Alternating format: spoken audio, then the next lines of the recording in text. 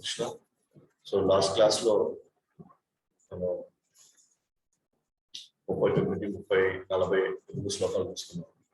ముఖ్యంగా కృష్ణుడు ఎటువంటి వాళ్ళకి ఈ జ్ఞానం లభిస్తుంది, అది లేకపోతే ఎటువంటి అర్హత కానీ ఉంటే, ఎటువంటి లక్షణాలు కానీ ఉంటే ఈ జ్ఞానం లభిస్తుంది. అలాగే ఒకవేళ ఆ జ్ఞానంతో కానీ వ్యవహరించకపోతే లేదా ఎటువంటి వాళ్ళకి ఆ జ్ఞానం అందదు. ఆ రెండు విషయాలు మనకి 40 శ్లోకాలు చెప్పడం జరిగింది అనమాట. శ్రద్ధావాన్ లభతే జ్ఞానం తత్పర సంయతేంద్రియ జ్ఞానం లభ్వా పరం శాంతి అచిరేనాది గచ్చతి. ఎవరైతే శ్రద్ధావంతుడు ఉంటాడో, నమ్మకంతో ఉంటాడో, అతను ఖచ్చితంగా కృష్ణుడు చెప్పినట్టుగా స్టడీగా తన జీవితాన్ని కొనసాగిస్తాడు. తత్పర అంటే స్టడీనెస్, అంటే ఎన్ని వచ్చినా, ఎన్ని ఆటంకాలు వచ్చినా, ఎన్ని అనుకూల ప్రతికూల పరిస్థితులు వచ్చినా సరే తను నమ్మాడు కాబట్టి తను నమ్మడం కూడా ఎలాంటి శ్రద్ధావాన్ అంటే అతను రియలైజ్ అయ్యాడు. ఏమైనా ఇన్ఫర్మేషన్ డౌట్ ఉంటే సరిపోదా, అది ట్రాన్స్ఫర్మేషన్ అయితే అతను స్టడీ అవుతాడు తన సాధనలో. ఎప్పుడైతే సాధన స్టడీ అవుతాడు ఆటోమేటిక్ ఇంద్రియాలు కంట్రోల్లోకి వచ్చేస్తాయి. అదే సంయతేంద్రియ. సంయతేంద్రియ ఎప్పుడైతే ఇంద్రియాల కంట్రోల్లోకి వస్తాయో అప్పుడు ప్రతి జ్ఞానాన్ని పూర్తిగా వంట పట్టించుకోగలుగుతాడు. అంతకుముందు ఇంద్రియాలు కంట్రోల్ లేవు, కానీ భగవంతుడు చెప్పిన మాటలు జస్ట్ నమ్మకం పెట్టుకొని అలా ఫాలో అవడం వల్ల ఇంద్రియాలు కంట్రోల్కి వచ్చిన తర్వాత అప్పుడు పూర్తి జ్ఞానం అతనికి ఎంటర్ అవడం ప్రారంభిస్తుంది. ఎప్పుడైతే జ్ఞానం లభిస్తుందో అప్పుడు ఏం చేయాలో, ఏం చేయకూడదు, ఎట్లా వ్యవహరించాలో అది తెలుస్తుంది. కాబట్టి తద్వారా తన భవిష్యత్తు పరాంశాంతి ఎంత త్వరగా అచిరేనాది గచ్చతి, చాలా త్వరగా ఆ పరాంశాంతిని పొందుతాడు. కాబట్టి గురించి చెప్పాలంటే నమ్మకంతో మనం వ్యవహరించాలి. నమ్మకం కావాలంటే భక్తుల సాంగత్యంలో ఉండాలి. ఎక్కడైతే కృష్ణుడి గురించి చర్చిస్తారో వాళ్ళ మధ్యలో మనం వెళ్ళగలగాలి. అప్పుడు మనకి కొద్దిగా నమ్మకం పెరగడం ప్రారంభిస్తుంది. ఎంత నమ్మకం పెరిగితే అంత నమ్మకంగా మనం మన సాధన స్టడీ చేస్తాం. ఎంత సాధన స్టడీగా కానీ ఉందనుకోండి అప్పుడు ఇంద్రియాలు అంత కంట్రోల్లోకి వచ్చేస్తాయి. అప్పుడు ఇంకా ఎక్కువ వినేదానికి, జ్ఞానం ఎక్కువ మనలో వచ్చి అది ట్రాన్స్ఫార్మ్ అవ్వడానికి సరైనటువంటి కొద్దిగా రియలైజ్ సాక్షాత్కారం పొందాను. ఆ జ్ఞానాన్ని నిజంగా మనం అనుభవిస్తున్నామని ఆ జ్ఞానాన్ని అది అనుభవించినప్పుడు అది ఖచ్చితంగా పరాంశాంతి లభిస్తుంది. అట్లా కాకుండా 40వ శ్లోకంలో ఎటువంటి వాళ్ళు ఈ జ్ఞానాన్ని సంపాదించలేరు, లేదా ఈ జ్ఞానం సంపాదించలేకపోతే, లేదా ఈ జ్ఞానం మీద ఒక డౌట్ కానీ ఉంటే వాళ్ళకి ఎటువంటి ప్రతిఫలం వస్తుంది. అజ్ఞాశ్చ శబ్దధానశ్చ సంశయాత్మా వినశ్యతి నాయం లోకోస్తి పరో నసుకం సంశయాత్మన.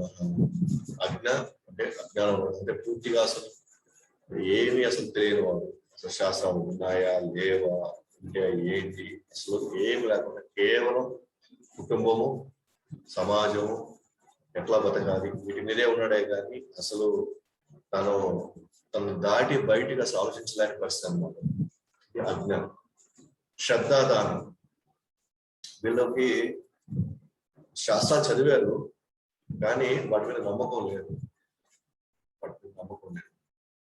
పెద్ద పెద్ద ప్రవచనాలు ఇస్తారు కానీ దాని మీద వాళ్ళకి నమ్మకం లేదు. వీళ్ళు అశ్రద్ధ దానం. తర్వాత సంశయాత్మ అంటే దాన్ని నమ్మారు కానీ అతనికి డౌట్ అనమాట. అతనికి డౌట్, ఇది నా మీద పనిచేస్తుందా, నేను చివరి వరకు నేను పోగలనా, నేను వాళ్ళకి వచ్చినట్టుగా నాకు కూడా రిజల్ట్ వస్తుందా, అసలు రాదు. ఎందుకంటే తను అలాంటి పరిస్థితులకు ఎందుకు పడ్డాడంటే అతను తీసుకునే సాంగత్యం సరిగ్గా లేదు, లేదా తను చేసే సాధనలో సిన్సియారిటీ లేదు. సిన్సియారిటీ లేనప్పుడు అది ఆ నాలెడ్జ్, జ్ఞానము విజ్ఞానం కాదు. అది విజ్ఞానం ఎప్పుడు అవుతుంది అని అంటే అది వాటి మీద మనం వాటి మీద మనం సాధన చేసి ఒక దూరం ప్రయాణించాలి విజ్ఞానికంగా మార్గం. కానీ వేరే వాళ్ళని చూసి ఇది ఎవరో సరిగ్గా చేయట్లేదు, ఎవరో సరిగ్గా పాటించలేదు, వాళ్ళ సాంగత్యం తీసుకుంటారు, మనం కూడా సరిగ్గా పాటించలేదు.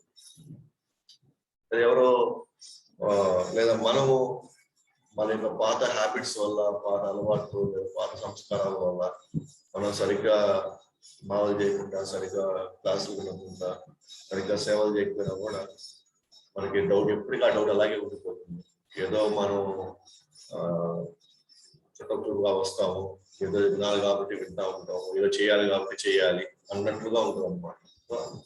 అలా ఆ సంశయాత్మ అది అలాగే ఉంటుంది. సో ఇలాంటి వాళ్ళు జనరల్గా ఏమవుతుంది, వాళ్ళు ఈ లోకంలోను లేదా రాబోయే లోకంలోను లేదా రాబోయే జన్మలోను వాళ్ళు సుఖాన్ని అనుభవించలేరు.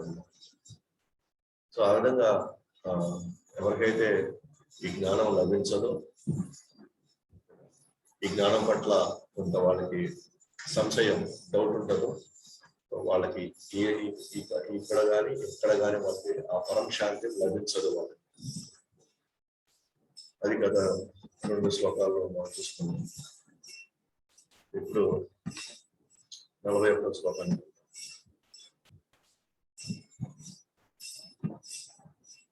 చివరిగా కంక్లూడ్ చేస్తాను.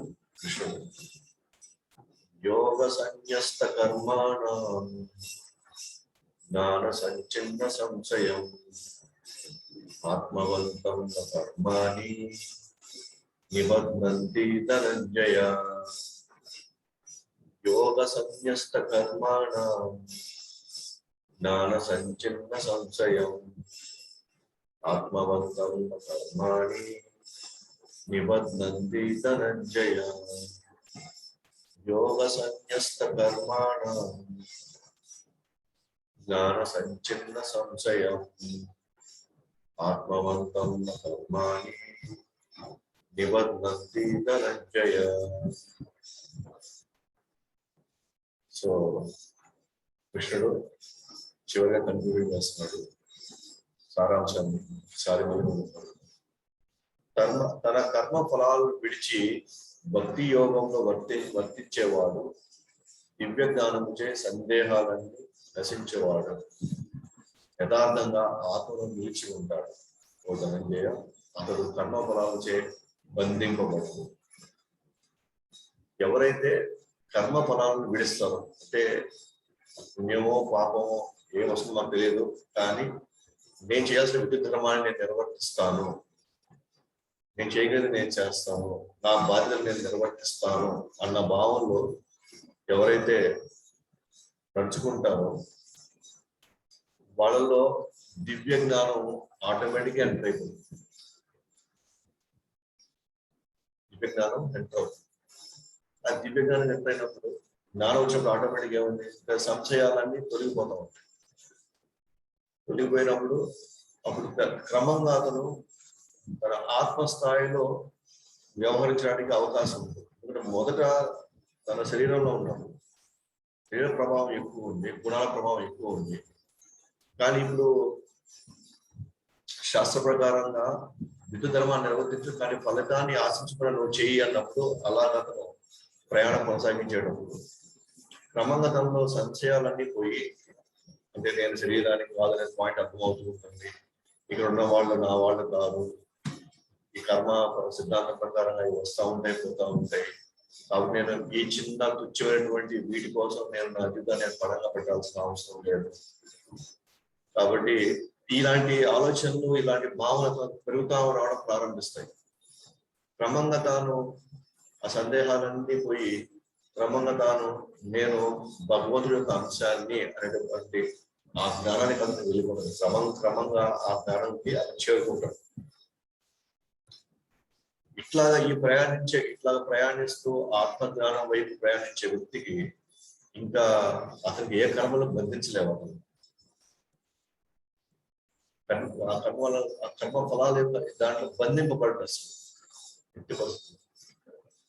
అదే మనకు భాష్యంలో కూడా నిష్కామ కర్మతో మనం వ్యవహరిస్తే జ్ఞానం వస్తుంది. జ్ఞానం వచ్చినప్పుడు అన్ని సందేహాలు తొలగిపోతాయి. సందేహాలు తొలగిపోయినప్పుడు తన లక్ష్యం తెలిసిపోతుంది. ఓ నేను ఇప్పుడు భగవంతుని చేరుకోవాలి, ఇది నా లక్ష్యము అనే భావనకి అర్థమైపోతుంది. అందుకే అతను మోక్షం కోసం పరితపిస్తాడు. అక్కడి నుంచి నిష్కామ కర్మతో వ్యవహరించకపోతే ఆటోమేటిక్ గా తాను సకామ కర్మతో మళ్ళీ మళ్ళీ పుణ్యమో పాపమో అతను దాంట్లో ఇరుక్కొని ఉంటుంది. దాన్ని ఇరుక్కోపోవడంతో మళ్ళీ ఇంకో జన్మ ఎత్తాల్సి వస్తుంది. మళ్ళీ అక్కడ చేసే మళ్ళీ పాప పుణ్య కర్మతో మళ్ళీ జన్మ ఎత్తాల్సి వస్తుంది. అట్లా కాకుండా నిష్కామ కర్మతో వ్యవహరించాలి.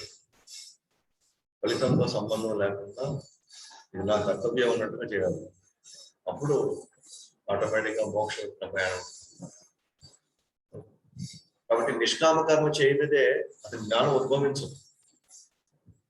జ్ఞాని అంటే జ్ఞాన యోగము, జ్ఞాని అని అంటే జ్ఞాన యోగంలో అది పరిపూర్ణ అయ్యాడు అంటే అతను నిష్కామ కర్మని పూర్తిగా ప్రాక్టీస్ చేసుకోవడం.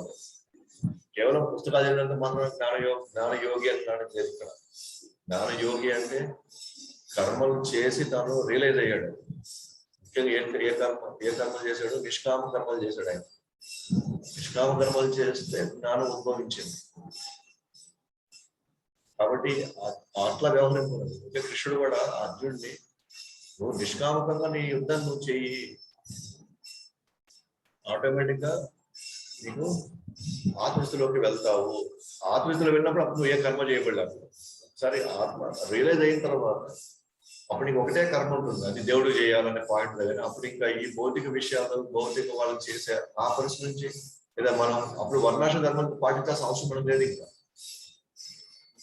వర్ణాశ్రమ ధర్మంలో ఎందుకు మనం పాటించాలి? ఎందుకంటే మనలో ప్రస్తుతానికి రజోతమో సత్వగుణాలు మనలో ఉన్నాయి కాబట్టి గుణ ప్రభావాల వల్ల ఆ గుణ ప్రభావాల సహాయం తీసుకొని మనం ఒక్కొక్క వృత్తిలోకి వెళ్ళిపోతుంటాం.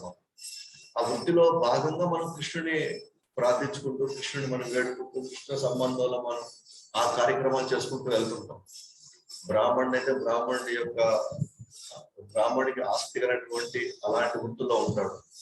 క్షత్రియుడు కానీ, వైశ్యుడు కానీ, శూద్రుడు కానీ తనకి ఇష్టమైనటువంటి కార్యాలను తన ఆసక్తులను బట్టి, తనలో ఉన్న వాసనను బట్టి వాళ్ళ దాంట్లో ఉంటారు. కానీ వాళ్ళు శాస్త్రాలు చెప్పినట్టుగా కృష్ణుడు చేయమన్నట్టుగా వాళ్ళ యొక్క వ్యవహారాలు ఉంటాయి. ఆ వ్యవహారాల్లో క్రమంగా వాళ్ళలో జ్ఞానం ప్రవహించి క్రమంగా ఒకరోజు వాళ్ళు అర్థమవుతుంది, నేను బ్రాహ్మణి కాదు, నేను క్షత్రియుని కాదు, నేను వైశ్యుని కాదు, నేను కృష్ణుడు అంశాన్ని అనే పాయింట్ వాళ్ళకి అర్థమవుతుంది అనమాట. ఎప్పుడు నిష్కామ కర్మకంగా భగవత్ సంబంధంలో చేసినప్పుడు. సో ఆటోమేటిక్ గా దానిలో జ్ఞానం ఉద్భవించి ఒకనొక రోజు నేను కృష్ణుడి అంశాన్ని అనే పాయింట్ అతను అర్థం చేసుకుంటాను. కృష్ణుడు అంశాన్ని తెలుసుకొని పూర్తిగా కృష్ణుడికి నచ్చినట్టుగా తన జీవితాన్ని కొనసాగిస్తే తర్వాత కృష్ణుడు ఎలా కోరుకుంటే అలాగా అప్పుడు తను కంప్లీట్ గా ఇంకా ఏ కర్మ తనకు బందీ కాదు, బంధంలో ఇరుక్కుపడదు. కాబట్టి మనం ఆలోచించుకోవాల్సింది ఏంటంటే అది రిలైజ్ అయ్యేంత వరకు మనం ఖచ్చితంగా మన నిష్కామ కర్మకంగా అన్ని వ్యవహారాలు మనం చేయాల్సింది. కానీ ఒక్కసారి ఆ వ్యవహారంలో దిగిన తర్వాత ఎటు చూసినా సరే కృష్ణుడు కోసమే నా జీవితం అంకితం అని ఇంకా మనం ఆ భావంలో మన జీవితాన్ని మనం స్టార్ట్ చేస్తాము. అప్పుడు కుటుంబ పనులు చేయకపోయినా, మన వ్యాపారం చేయకపోయినా మన కర్మ అంటుంది అప్పుడు. ఎందుకంటే అప్పుడు వీటి నుంచి పూర్తిగా మనం బయటకు వచ్చేసి ఆత్మస్థితిలో నుంచి మనం చేయబోతాం. ఆత్మస్థితి అంటే ఒకటే కార్యక్రమం ఉంటుంది, కృష్ణుడికి ఏ విధంగా తృప్తిపరచాలనే భావంలో ఉంటుంది. ఇప్పుడు అట్లా కాదు, ఇప్పుడు మనం తృప్తిపరచుకుంటున్నాం, మనతో పాటు కృష్ణుడు కావాలని తృప్తిపరచుకుంటున్నాం. ఇప్పుడు మనకి ఏది ఇష్టమో అది చేసి దేవుడికి నైవేద్యం పెడుతున్నాం. కానీ క్రమక్రమంగా వెళ్ళినప్పుడు కృష్ణుడికి ఏది ఇష్టమో, నాకు ఇష్టం లేకపోయినా పర్వాలేదు, కృష్ణుడికి ఇష్టమైంది చేస్తాం. ఇప్పుడు మాత్రం నాకు ఇష్టం ఉండాలి, కృష్ణుడికి కూడా ఇష్టం ఉండాలి, అలాంటి పని చేసుకెళ్తున్నాం. కానీ తర్వాత ఏమవుతుంది, నాకు ఇష్టం ఉందా లేదా పక్కన పెడితే కృష్ణుడికి ఇష్టం కాబట్టి దీనిలో నాకు ఎన్ని నష్టాలు వచ్చినా, ఎన్ని కష్టాలు వచ్చినా సరే, నన్ను ఎవరు ఏమవుతున్నా సరే నేను కృష్ణుడి కోసం నేను చేస్తాను అన్న ఆ స్థితిలోకి వెళ్ళిపోతాం అనమాట. దాన్నే ఆత్మస్థితిలో పనిచేయడం అంటారు. తన గురించి ఏమాత్రం ఆలోచించకుండా కృష్ణుడు ఏది కోరుకుంటే అదే విధంగా, గురువు ఏది కోరుకుంటే మన జీవితాన్ని పణంగా పెట్టినా సరే ఆ కార్యక్రమం నుంచి స్థితి అయినప్పుడు అది ఆత్మస్థితి అంటున్నాం ఆ స్థాయిలో. కానీ ఇప్పుడు అట్లా లేదు. ఇప్పుడు ప్రస్తుతానికి మన ఇష్టాన్ని బట్టి ప్రస్తుతానికి మనం కొన్ని సేవలు చేస్తున్నాము. ఆ సేవల్లో భాగంగా కృష్ణుడు కూడా గుర్తుపరుస్తున్నాం మనం. కాబట్టి ఇంకా మన గుణ ప్రభావంలో నాకు ఇంకా ఇది ఇష్టము అది ఇష్టము, ఇదైతే నేను చేయగలను అదైతే నేను చేయలేను, వీటిలో మనం వ్యవహరిస్తున్నాం. కాబట్టి ఇంకా మనం ఆత్మస్థితిలో లేము. ఆత్మస్థితికి వచ్చినప్పుడు అప్పుడు నేను ఎవరి గురించి నా విద్యుత్ ధర్మాల గురించి నేను పట్టించుకోవాల్సిన అవసరం లేదు. సో బ్రాహ్మణుడిగా మిగలడు ఇంకా ఎప్పుడు తన ఆత్మస్థితిలోకి వెళ్ళిపోయిన తర్వాత, నేను కృష్ణుడి అంశాన్ని అర్థం చేసుకున్న తర్వాత ఇంకా అతను ఈ వర్ణాశ్రమ ధర్మంలో ఏది అతను పాటించాల్సిన అవసరం లేదు. ఎందుకంటే అప్పుడు హృదయం క్లీన్ అయిపోయింది. హృదయం క్లీన్ అయిపోయి పూర్తిగా కృష్ణ సంబంధంలోనే కృష్ణుడి కోసమే తన జీవితం ఉంటుంది.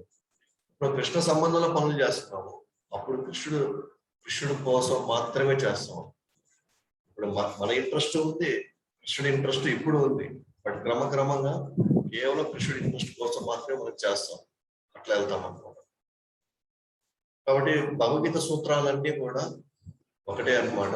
నిష్కామ కర్మకంగా జీవితాన్ని కొనసాగించాలి, దివ్య జ్ఞానం వస్తుంది.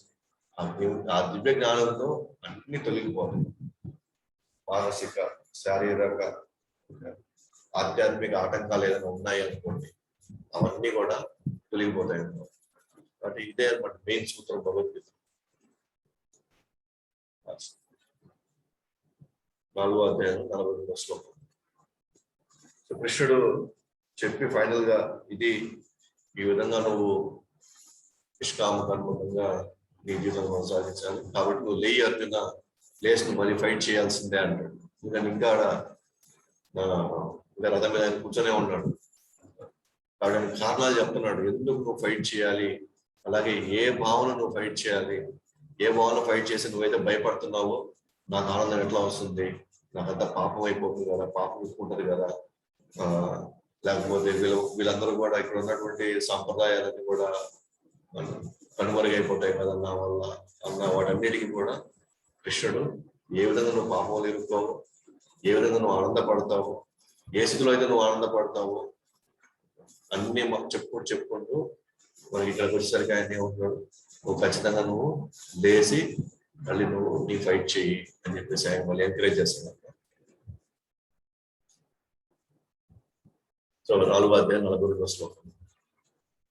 తస్మాత్ జ్ఞాన సంభూతం హృత్సం జ్ఞానాసినాత్మనః చిద్వైనం సంశయం యోగా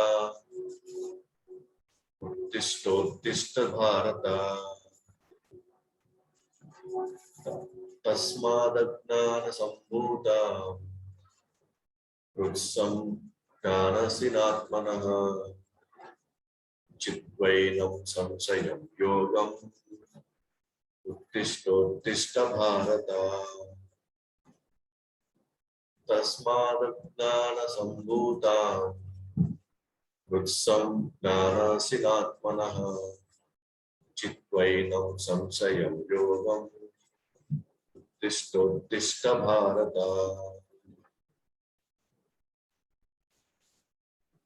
కృష్ణుడు అర్జునుడితో అందుకే అజ్ఞానం వల్ల హృదయంలో కలిగినట్టి సందేహమును జ్ఞాన కటకముచే ఖండించు ఓ భారత, యోగంతో కూడిన వాడవి లేచి యుద్ధము చేయవలసింది.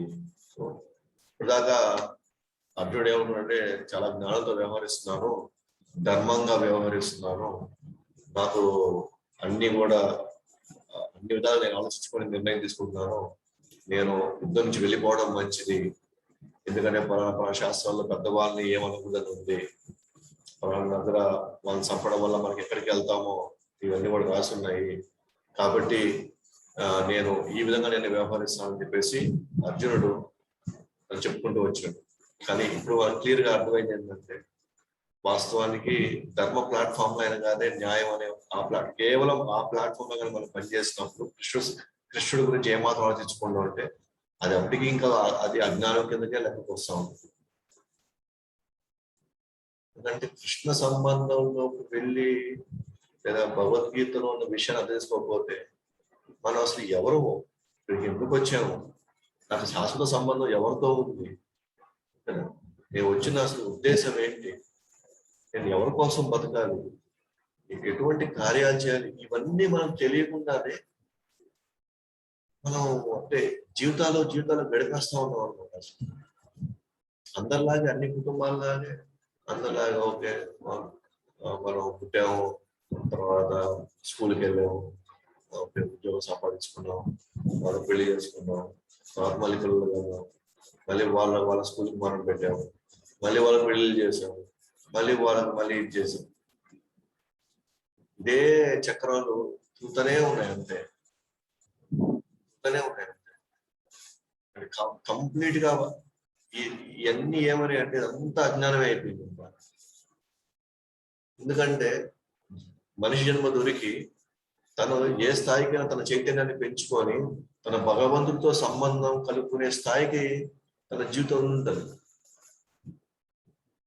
అదంతా మర్చిపోయేసి కేవలం కుటుంబంలో పుట్టాము, పెరిగాము, ఉద్యోగం చేసుకున్నాం, చదివాము, చదువు పెళ్లి చేసుకున్నాం, మళ్ళీ పిల్లలు కన్నాం, మళ్ళీ చదివాము, మళ్ళీ పెళ్లిళ్ళు చేసాము.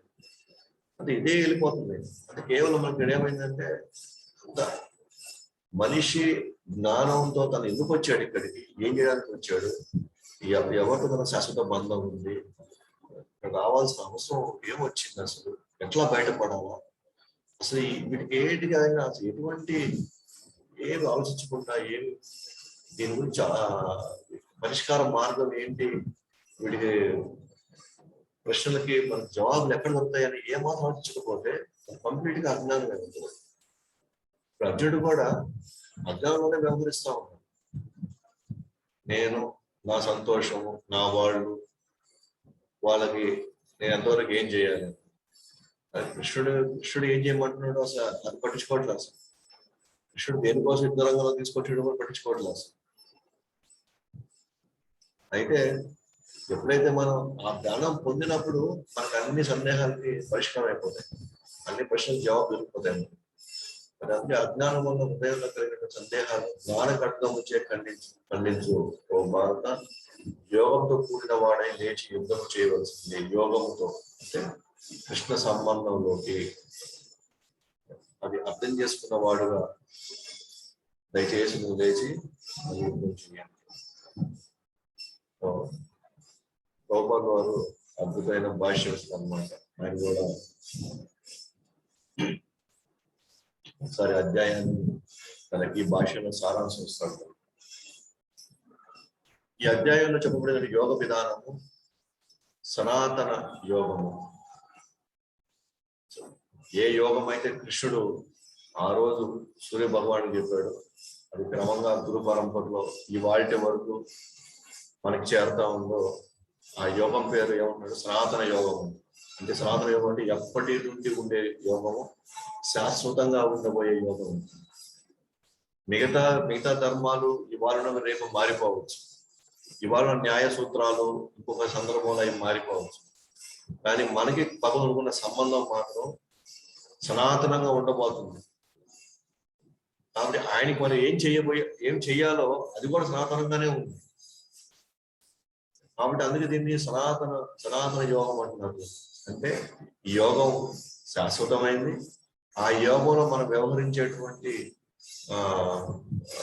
తీరు లేదా కార్యక్రమాలు లేదా సేవ అది కూడా శాశ్వతంగా ఉండబోతుంది. అది యోగంలో 2 భాగాలు ఉన్నాయి. ఒకటి, ఏదైనా సరే భౌతిక సంబంధాలు త్యాగం చేయాలి. భౌతిక సంపద కావచ్చు, సంబంధాలు కావచ్చు, క్రమంగా త్యాగం చేయాలి.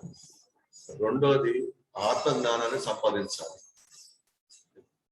అయితే ఇక్కడ విషయం ఏంటంటే భౌతిక సంపదని ఇక్కడ మనం బలవంతంగా త్యాగం చేయడం కాదు, ఆత్మజ్ఞానం సంపాదించే క్రమంలో ఆటోమేటిక్ మనం భౌతిక సంపదను మనమే త్యాగం చేసేస్తాం. ఎందుకంటే మనం ఏం చేయాలి, ఎందుకు వచ్చాము, జీవితంలో అసలు ముఖ్య భాగంగా మనం ఎట్లా ఉండాలి అనేది మనకు అది విషయం అర్థమైపోతే ఆటోమేటిక్ గా మనకి భౌతిక విషయాల పట్ల మనకు ఆసక్తి పోతుంది. ఇక్కడ ఆత్మజ్ఞానం కోసం మన భౌతిక సంబంధాలు కావచ్చు, భౌతిక సంపదలు కావచ్చు క్రమంగా దూరం చేసుకోవడానికి ప్రయత్నించాలి. లేదా ఆటోమేటిక్ అవే దూరం అయిపోతాయి మనకి. కానీ మొత్తానికి మాత్రం ఈ భౌతిక సంపదను క్రమక్రమంగా మన నుంచి దూరం వెళ్లాల్సిందే. అది ఆత్మజ్ఞానం వైపు నడుచుకుంటూ వెళ్లే క్రమంలో మనమే వీటికి ప్రాముఖ్యత ఇవ్వం ఇంకా. ఎందుకంటే ఇది ఎలాగో రేపు వెళ్ళిపోతాయి, ఎలాగో మనసు దూరం అయిపోతాయి.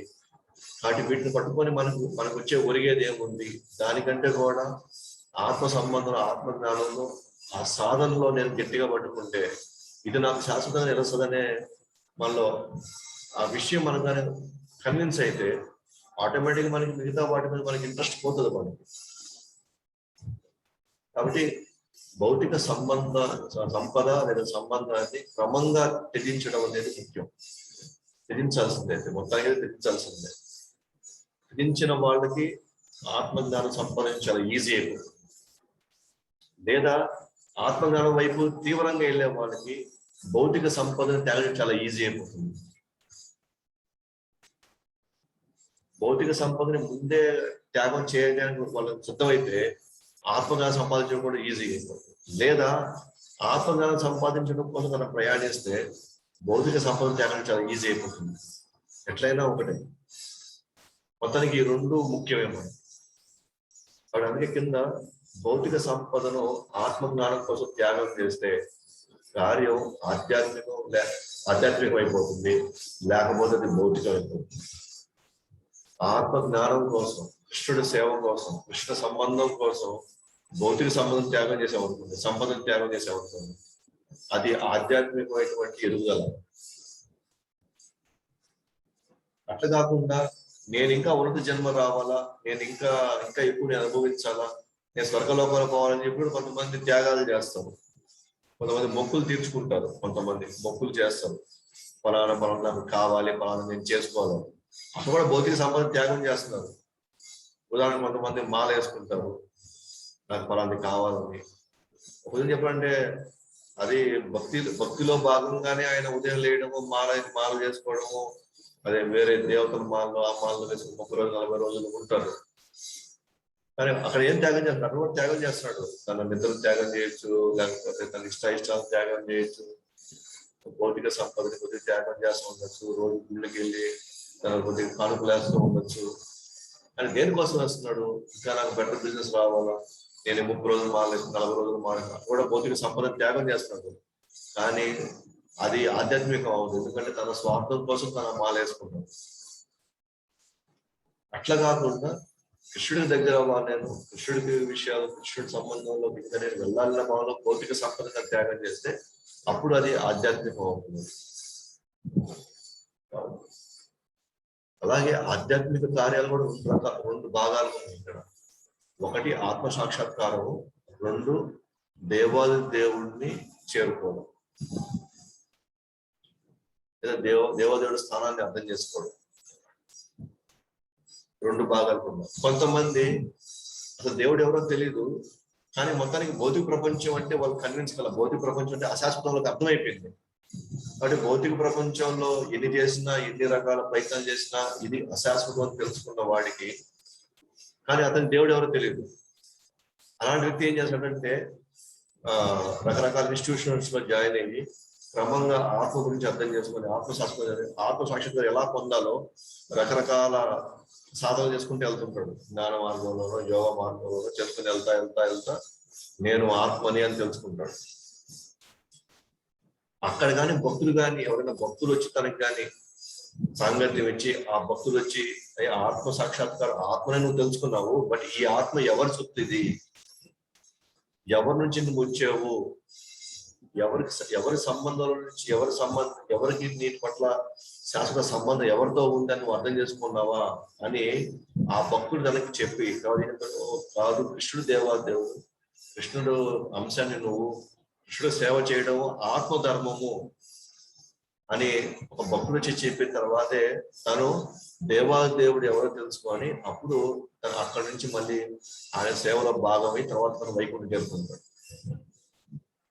అయితే ఇప్పుడు మనం వెళ్ళే మార్గం ఎట్లా అంటే, ఫస్ట్ టైం మనం దేవాదేవుడు తెలిసేసుకున్నాము, క్రమంగా ఇప్పుడిప్పుడే మనం సాధన చేసుకుంటూ సేవలు చేసుకుంటూ క్రమంగా మనసు శుద్ధీకరణ జరుగుతూ ఉంది. క్రమంగా మనం ఒకరోజు ఆత్మ సాక్షాత్కారం పొందుతాము. ఏంటది? నేను కృష్ణుడు సేవకుడిని పరిపూర్ణమైనటువంటి అవగాహనతో ఉంటుంది. ఇప్పుడు మనకు తెలుసు, ఇప్పుడు కృష్ణుడు సేవకుడు మనకు తెలుసు ఇప్పుడు. కానీ ఇంకా మనకి అది అప్పుడప్పుడు మాత్రమే మనకు గుర్తొస్తా ఉంది. ఆ విధంగా మన క్లాస్ చెప్పుకున్నప్పుడు, లేదా ఇంకోటికి మన లెక్చర్ విన్నప్పుడు, లేదా మన పుస్తకం చదువుతున్నప్పుడు, అప్పుడు మాత్రం మనకు గుర్తుంది నేను కృష్ణుడు సేవకుని. అప్పుడే మనం ఈ కుటుంబాన్ని మర్చిపోగలుగుతున్నాము, లేకపోతే నేను చేసే పనిని, నేను చేసే వృత్తిని మర్చిపోగలుగుతున్నాం. ఆ కొన్ని గంటలు లేదా కొన్ని క్షణాలు వన్స్ ఈ క్లాస్ అయిపోగానే, లేకపోతే ఏదైనా లెక్చర్ లేకపోతే పుస్తకం చదివిన తర్వాత మళ్ళీ మనం లేదు నేను ఫలానా వాళ్ళకి నేను తండ్రిని, నేను భర్తని, నేను కూతుర్ని, లేకపోతే నేను భార్యని అని ఆ సంబంధాలు గుర్తొచ్చేస్తాయి మళ్ళీ మనకి. అన్ని గుర్తొచ్చి మళ్ళీ అలాగే వ్యవహరిస్తూ ఉంటాం. మళ్ళీ మనం మాలు పట్టుకున్నప్పుడు అప్పుడు మళ్ళీ మనకి కృష్ణుడు గుర్తొస్తాడు. అంటే మనము భౌతిక సంబంధాలని కృష్ణుడికి మించి మర్చిపోలేకపోతున్నాం. అంటే మనం ఇంకా సాక్షాత్కారం ఆత్మసాక్షాత్కారం పొందాల, కానీ ఆ ప్రయాణంలో ఉన్నాం మనం. కానీ దేవదేవుడు తెలుసు, మనం ఎవరో కూడా తెలుసు, మనకి కృష్ణ అంశాన్ని కూడా తెలుసు. కానీ ఇంకా మనం దాన్ని పూర్తి స్థాయిలో అవగాహన రీత్యా ఆత్మ కావాల్సిన ఆత్మ వ్యవహరించాల్సిన తీరులో ఇంకా మనం వ్యవహరించట్లే ఇంకా. ఎందుకంటే ఆత్మ వ్యవహారం ఎట్లా ఉంటది అని అంటే కృష్ణుడి గురించి మాత్రమే ఆలోచిస్తున్నారు. ఇంకా మనం ఆ స్థాయికి వెళ్ళలేదు. కానీ ఖచ్చితంగా ఇట్లాగే మనం సీరియస్ గా, సిన్సియర్ గా ప్రభుపాద చెప్పినట్టుగా మనం నడుచుకొని వెళ్తూ ఉంటే మనకి దేవాదేవుడు ఆల్రెడీ తెలుసు కాబట్టి, గమ్యం ఆల్రెడీ రెడీగా ఉంది కాబట్టి, తెలుసు కాబట్టి అప్పుడు ఆత్మసాక్షాత్కారం ఆటోమేటిక్ గా అది జరిగిపోతుంది. క్రమంగా మనం కృష్ణుడు దగ్గరికి కూడా చేరుకునేస్తాం. కానీ కృష్ణుడు ఎవరు, దేవతలు తెలియని వాళ్ళకి మాత్రం వాళ్ళు ఆత్మసాక్షాత్కారం వెళ్ళగలుగుతారు. కానీ అక్కడి నుంచి వాళ్ళు మళ్ళీ కృష్ణుడు ఎవరో తెలుసుకోవాలన్నమాట. అందుకని 7వ అధ్యాయం 3వ శ్లోకంలో అందుకే కృష్ణుడు ఈ విషయం చెప్తాడు అన్నమాట. మనుష్యానాం సహస్రేషు యశ్చిత్ తత్వ సిద్ధయే యతతాతామపి సిద్ధానాం కశ్చిన్ మాం వేత్తి తత్వతః. అనేక వేల మందిలో ఎవరో ఒక్కడు మాత్రమే ఆత్మసాక్షాత్కారం కోసం ప్రయత్నిస్తాడు. అట్లాగా ఆత్మ సాక్షాత్కారాన్ని పరిపూర్ణ చేసుకున్న వాళ్ళు ఎవడో ఒక్కడు మాత్రమే నన్ను యథార్థంగా తెలుసుకుంటాడు. కాబట్టి ఈ 2 భాగాలు 2 ముఖ్యం. మనకి ఆత్మ సాక్షాత్కారం చేసుకోవాలి, అక్కడి నుంచి కృష్ణుడి సంబంధంలోకి వెళ్ళి కృష్ణుడికి శాశ్వతంగా మన సేవలో దిగేటట్టుగా మనం జీవితాన్ని ముగించాలి. కాబట్టి భవిష్య చదివి అర్థం చేసుకున్న వారికి ఈ 2 ముఖ్యమే. ఇప్పుడు కొంతమంది చెప్పొచ్చు, నేను చదువుకోలేదు, ఆత్మసాక్షాత్కారం అంటే ఏంటండి అని. మన కృష్ణుడి సేవ చేసుకునే క్రమంలో నిష్కామకంగా మనం ఎంతో కృష్ణుడి సేవ చేసుకుంటున్నాం కాబట్టి క్రమంగా ఒక రోజుకి తను కూడా తన కుటుంబాన్ని మర్చిపోతాడు, తన వృత్తిని మర్చిపోతాడు, అన్ని మర్చిపోయి తన సర్వస్వాన్ని కృష్ణుడికి, నా జీవితం సర్వస్వం నాకు కృష్ణుడికి అంకితం అన్న ఆలోచన ఎప్పుడైతే వచ్చేస్తుందో, ఇంకా ఏమాత్రం ఎవరి మీద ఆశలు లేకుండా, ఎవరి మీద ఎటువంటి ఎక్స్పెక్టేషన్స్ లేకుండా, ఎవరిని ఏ విధంగానో వాళ్ళని ఏమాత్రం పట్టించుకునే స్థితిలోకి వెళ్ళినప్పుడే దాని ఆత్మసాక్షాత్కారం అంటారు. తన జీవితాన్ని 100% ఇంకా వెనుగు తిరిగి ఇంకా దేని గురించి భౌతిక విషయాల గురించి ఆలోచించాడు అనమాట. కేవలం కృష్ణుడి గురించి ఆలోచిస్తాడు అక్కడి నుంచి. అలా వచ్చిన రోజు అసితే ఆత్మసాక్షాత్కారం ఇక్కడ ఈ ప్రయాణంలో. కాబట్టి తను ఇప్పుడే చదవాల్సిన అవసరం లేదు. తనేమో నేను ఇప్పుడు ఏ స్థితిలో ఉన్నాను అర్థం చేసుకొస్తున్నాను. గురువు యొక్క దశ నిర్దేశాల్లో తన జీవితాన్ని కృష్ణుడి కోసం తన జీవితాన్ని అర్పిస్తూ ఉన్నప్పుడే తానికే అర్థమైపోతుంది తన కుటుంబం ఏందో, తను ఇక్కడ ఎందుకు వచ్చాడో, తను ఏం చేయడానికి ఇక్కడ వచ్చాడో అతనికి ఆటోమేటిక్ అర్థమైపోయేసి ఒకనొక రోజు తను ఏమంటాడు, తన భౌతిక సంబంధాలన్నీ ఆటోమేటిక్ కట్ అయిపోతుంది. ఉదాహరణ కుంతి మహారాణి ఉంటుంది. కుంతి మహారాణి తన ప్రార్థనలో మనం గమనిస్తే ఆమె ఇప్పుడు దాకా అరే నా బిడ్డలు ఏమైపోతారు, వాళ్ళు ఎట్లా నేను కాపాడుకోవాలా, వీళ్ళ జీవితం ఏమైపోద్ది, రోజు ఎవరు ఏ విషయంలో చంపుతారో, ఎవరు ఏ విధంగా వీళ్ళని ఇబ్బందులు పెడతారో అని ఆమె రోజు భయపడతా ఉంది, రోజు బాధపడతా ఉంది, రోజు ఆలోచిస్తా ఉంది, ఏం చేయాలి ఏం చేయాలి. కృష్ణుడు ప్రార్థిస్తూనే ఉంది.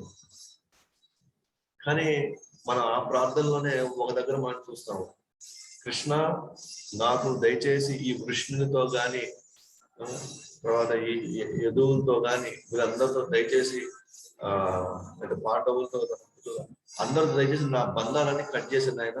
నా మనసు గంగా నది ఏ విధంగా సముద్రంలో పోయి కలుస్తుందో నా మనసు నీ మీదకి ఆ విధంగా వెళ్ళాలని అని చెప్పేసి ఆమె కోరుకుంటుంది చూసారా. ఆ పాయింట్ ఆమెకు అర్థమైపోయింది, ఈ బంధాలన్నీ కూడా ఖచ్చితంగా నన్ను ఇబ్బంది పడుతున్నాయి, నన్ను కృష్ణుడికి దూరం చేస్తున్నాయి, కాబట్టి ఇంక నేను ఈ సంబంధం అనేది వ్యవహరించను, నేను పూర్తిగా కృష్ణుడికి ఎలా చేయాలో, కృష్ణుడికి ఏం చేసి నేను దగ్గర అవుతానో దాని గురించి మాత్రమే ఆలోచిస్తుంది. ఇంకా ఆమె నేను ఫలానా వాళ్ళు ఎవరో తల్లినో, నేను ఎవరికో భార్యనో, లేదా ఏదో వంశంలో నేను వచ్చానో ఆలోచనలు పోయి పక్కకి వెళ్ళిపోయినాయి. ఇంకంతా కేవలం నా మనసు కేవలం నీ మీదకి వెళ్ళాలైనా, నీ మీద మాత్రమే ఉండాలి.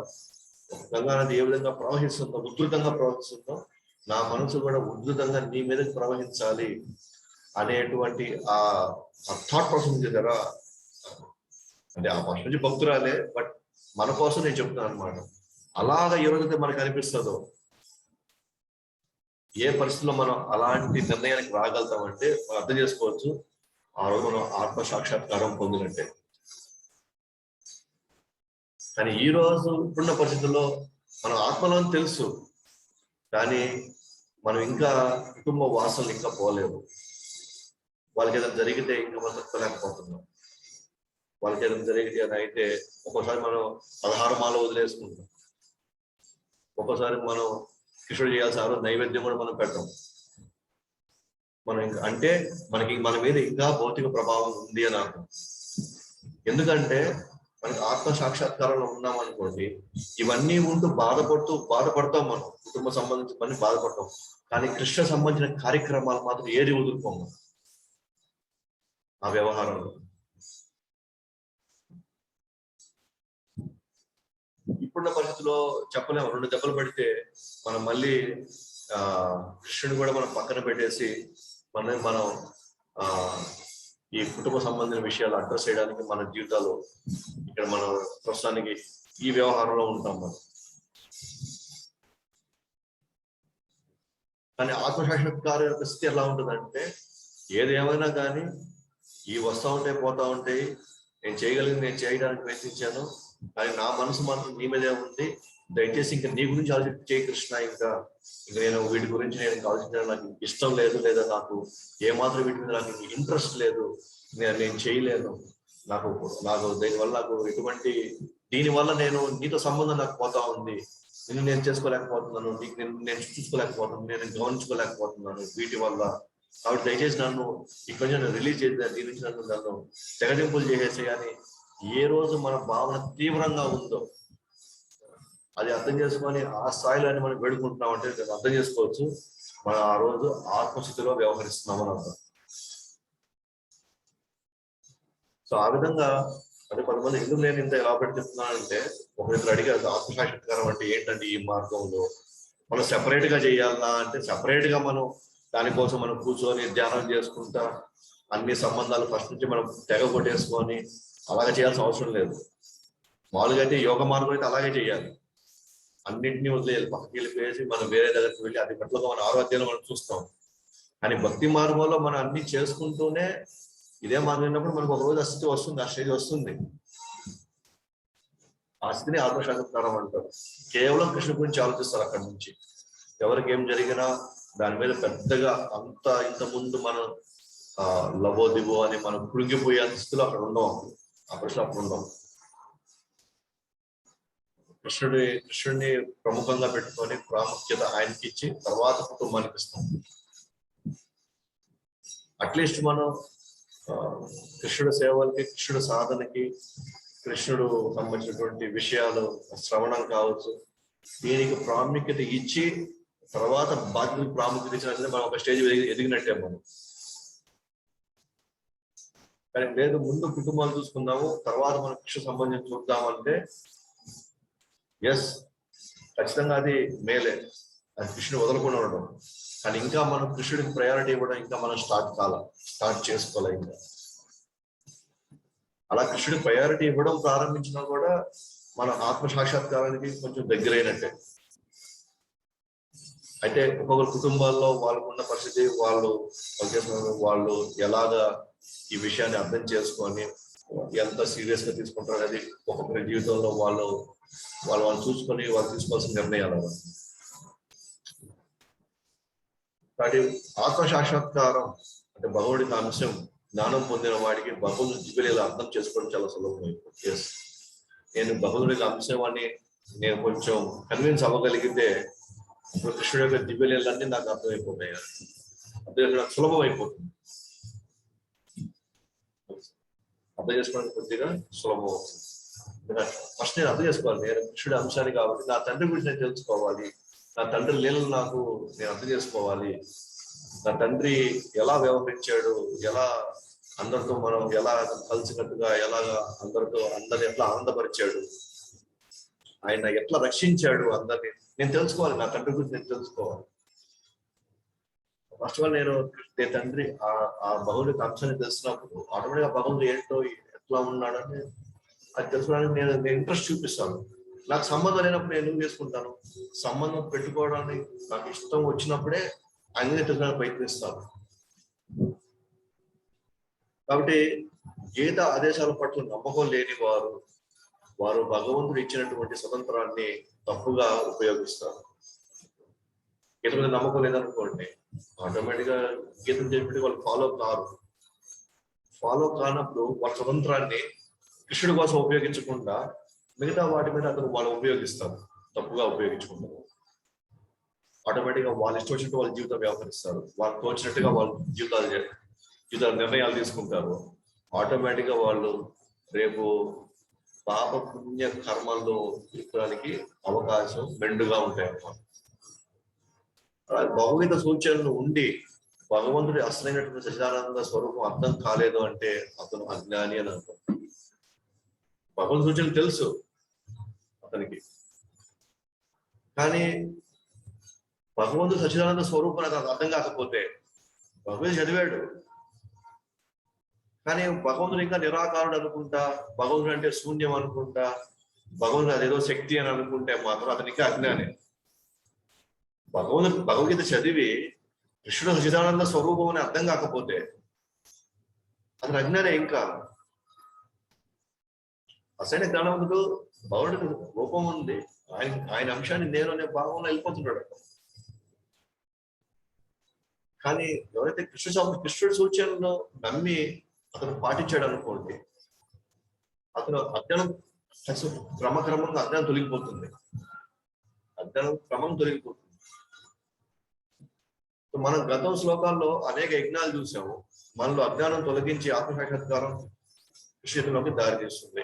ఎస్, శ్లోకాలు అనేక యజ్ఞాలు ఉన్నాయి. ఎస్, మనకున్నటువంటి ఆసక్తులను బట్టి మనం బ్రాహ్మణులమా, క్షత్రియ, వైష్ణవ, శూద్రులమా, లేదా మనం బ్రహ్మచారులమా, గృహస్థులమా, వానప్రస్థులమా, సన్యాసులమా, మనం ఏ వ్యవహారంలో ఏ ఆసక్తులు మనలో ఉన్నాయో ఆసక్తులను బట్టి మనం కానీ మనకి ఇచ్చినటువంటి యజ్ఞాలు మన శ్లోకాలు మనం చూసాం కదా, 25 నుంచి 33 దాకా అనేక యజ్ఞాలు చూసాం. ఎవరెవరి యొక్క జీవిత విధానాన్ని బట్టి వాళ్ళ ఆసక్తులను బట్టి ఆ యజ్ఞాలు చేసుకుంటే వాళ్ళు కూడా జ్ఞానానికి దగ్గర అయిపోతారు, లేదా వాళ్ళ కూడా జ్ఞానం ప్రవహిస్తుంది.